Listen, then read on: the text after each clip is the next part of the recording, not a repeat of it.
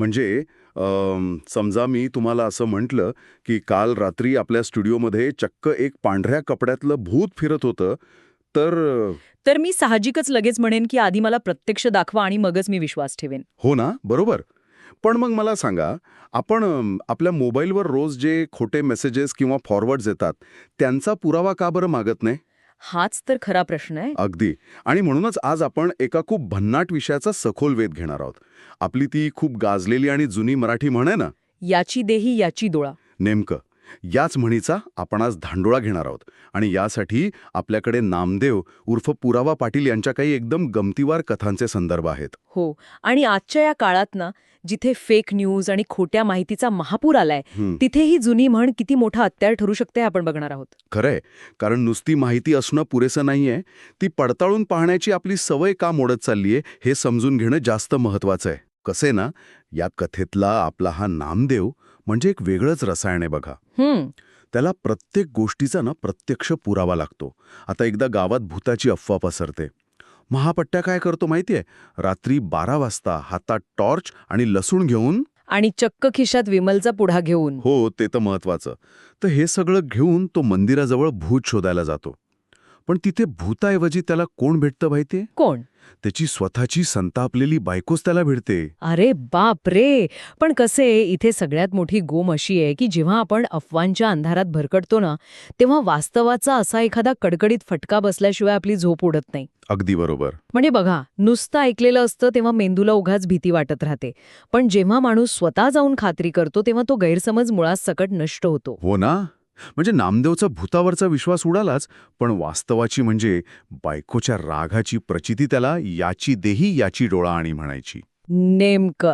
मग मला एक प्रश्न असा पडतो की भूताची अफवा तर गावातली झाली, हो. पण आजकाल प्रत्येकाच्या खिशात एक वेगळंच मायाजाल बसलंय. इंटरनेट. हो. आणि तिथे या पुराव्याची सगळ्यात जास्त गरज असताना लोक का बरं आंधळे होतात? कारण इंटरनेटवर माणसाच्या तर्कबुद्धीला गुंगवून टाकण्याचं काम अल्गोरिथम्स करतात. आता हेच बघा ना, नामदेव जेव्हा पहिल्यांदा 5G इंटरनेट वापरतो तेव्हा त्याला 2 दिवसात केस वाढवा आणि पोट गायब करा अशा जाहिराती दिसतात. अरे बापरे. आणि त्यावर तो काय म्हणतो? सुरुवातीला तो इंटरनेटला थेट फसवणूक एक्सप्रेस असं घोषित करतो. आणि त्याची ती ऑनलाईन शॉपिंगची कथा तर भयंकरच आहे. त्याने म्हणे Salman Khan style T shirt मागवला आणि तो आला एवढा छोटा की गावातल्या बकरीलाही बसेल की नाही शंका. हो. आणि त्याने डिलिव्हरी बॉयला चक्क सुनावलं की हे त्या मॉडेललाच परत दे. पण मला पडलेलं कोडं वेगळंच आहे इथे.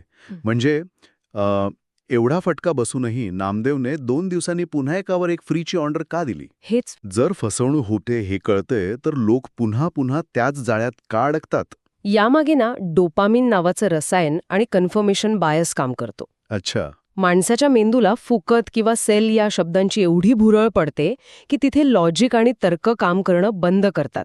बापरे. म्हणजे आपला मेंदूच आपल्याला फसवतोय तर? हो ना. जेव्हा आपण एखादी ऑफर पाहतो तेव्हा मेंदूला मिळणारा तो आनंद वास्तवावर मात करतो. खरे. आजकाल जिथे फिल्टर्समुळे आधार कार्डचे फोटोही माणसाच्या खऱ्या चेहऱ्याशी जुळत नाहीत, तिथे प्रत्येक गोष्टीची याची देही याची डोळा खात्री करणं हा फक्त सावधपणा नाहीये, ती एक मानसिक गरज बनली आहे. हे ऐकायला खूपच धक्कादायक आहे. पण मग हीच मानसिकता भोंदूबाबांच्या बाबतीतही लागू होते का? नक्कीच. कारण या कथेत नामदेव एका हवेत उडण्याची बतावणी करणाऱ्या बाबाला थेट उडून दाखवा असं आवाहन देतो, तेव्हा ते बाबा आज ग्रह ठीक नाहीत किंवा उद्या सुट्टी आहे अशी हास्यास्पद कारणं द्यायला लागतात. तिथेच तर खरी ओमळ आहे. बाबांचा भांडाफोड होणं हे केवळ नामदेवच्या धाडसामुळे शक्य झालं. बरोबर. अंधश्रद्धा दूर करण्यासाठी फक्त डोक्यात ज्ञान असून चालत नाही.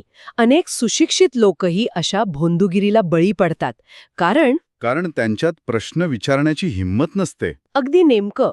पुराव्याची मागणी करणं म्हणजेच प्रत्यक्ष याची देही याची डोळा अनुभव मागण्यासाठी एक वेगळ्या प्रकारचा धाडस लागतं, जे नामदेवने दाखवलं. पण पुराव्याची ही मागणी नामदेवलाच कशी महागात पडते तेही पाहण्यासारखं आहे.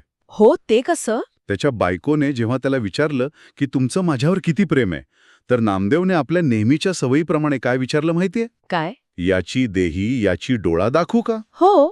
आणि पुढच्या क्षणी त्याच्या दिशेने हवेत उडत आलेली चप्पल त्याला प्रत्यक्ष अनुभवायला मिळाली. अरे बापरे. म्हणजे जगात खरोखर 2 प्रकारचे लोक असतात.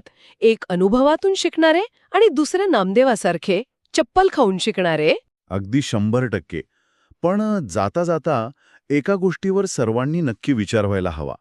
जर आपण रोज मोबाईलवर येणाऱ्या प्रत्येक फॉरवर्ड मेसेजसाठी किंवा फेक न्यूजसाठी याची डोळा पुराव्याची सक्ती केली तर इंटरनेटचं हे खोटं जग किती वेगाने नष्ट होईल नाही. हो ना. म्हणूनच नेहमी आपले डोळे उघडे ठेवायला हवेत. प्रत्येक गोष्टीवर आंधळेपणाने विश्वास ठेवण्यापेक्षा स्वतः अनुभव घ्यायला हवा आणि खात्री करायला हवी. आणि हो, जर उद्या कोणी अचानक येऊन तुम्हाला सांगितलं की मी काल रात्री भूत पाहिलं, तर घाबरून न जाता थेट एकच प्रश्न विचारायला हवा. तो म्हणजे पुराव्याचं काय? अगदी बरोबर.